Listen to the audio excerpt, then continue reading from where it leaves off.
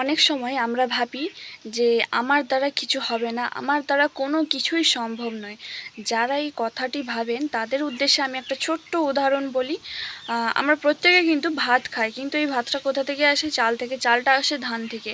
এবার আমি যদি লক্ষ্য করি বা আপনারা যদি লক্ষ্য করেন, একটা ধানকে লাগালে কিন্তু একটা ধান গাছ হয়, এবং এই গাছটাকে যদি যত্ন করা হয় কিন্তু অনেকগুলো ধানের শীষ হয়।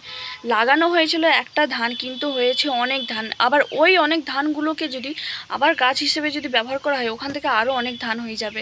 কিন্তু শুরুটা হয়েছিল কিন্তু ওই একটা ধান থেকে, কিন্তু শেষটা কিন্তু অনেকগুলো ধানে পরিণত হয়। এইভাবে যদি ধানগুলোকে ব্যবহার করা হয় কিন্তু, তাহলে কিন্তু অনেক ধান হবে, সেখান থেকে অনেক চাল উৎপন্ন হয়।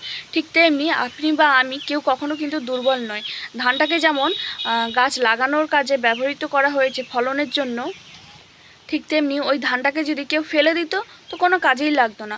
তো ধানটা যে একটা ধান থেকে এত ধানে পরিণত হয়েছে নির্ভর করে সেটা কিভাবে তাকে ব্যবহার করা হয়েছে, সঠিকভাবে না বেঠিকভাবে ব্যবহার করেছে। ঠিক তেমনি আপনি বা আমি আমাদের জীবনকে যদি, আমাদের জীবনে প্রত্যেকটা মানুষের জীবনে কিন্তু অনেক প্রতিভা রয়েছে।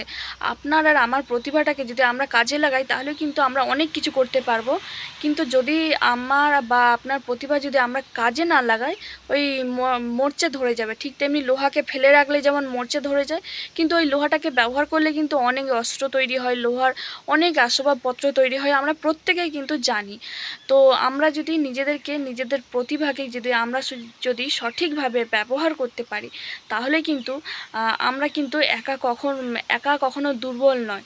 একাই কিন্তু অনেক কিছু করতে পারে, এবং আমরা অনেক সময় বলে থাকি যে একাই 100।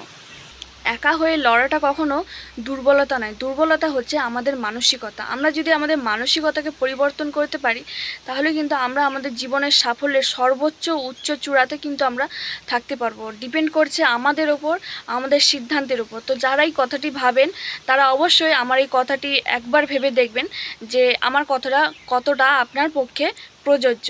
আর যারা আমার ভিডিওটি দেখছেন তাদেরকে আমি অবশ্যই অনুরোধ করব চ্যানেলটি সাবস্ক্রাইব করার জন্য, যাতে এইভাবে নিত্য নতুন সতর্কতামূলক ভিডিও পেতে পারেন।